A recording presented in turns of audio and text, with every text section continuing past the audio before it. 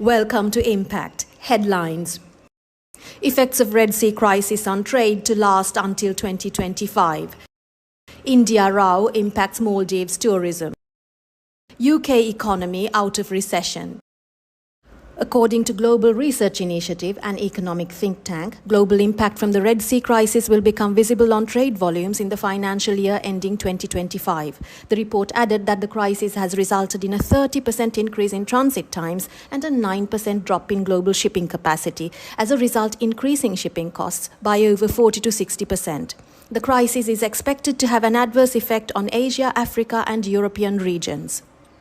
Impact on Sri Lanka. The port of Colombo has seen a 25% increase in transshipment volumes in January from a year earlier. With shippers rerouting their vessels around the Cape of Good Hope, the Colombo port has emerged as a major transit point. Transshipment volumes account for a substantial 81% of the total throughput.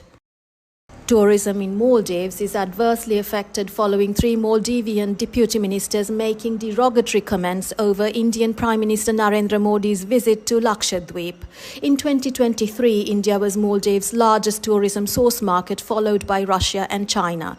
Currently, following the recent row, India has slipped to the 6th position, raising concerns for the Maldivian economy, which is heavily dependent on tourism. Impact on Sri Lanka. India also is Sri Lanka's largest tourist source market. During the first 2 months of 2024, visitors from India amounted to 64,426, up 134% from a year earlier. This helped February arrivals to be the best since COVID-19 pandemic. The UK economy returned to growth after staying in a recession during the second half of 2023. The economy grew by 0.2% in January from a 0.1% a month earlier.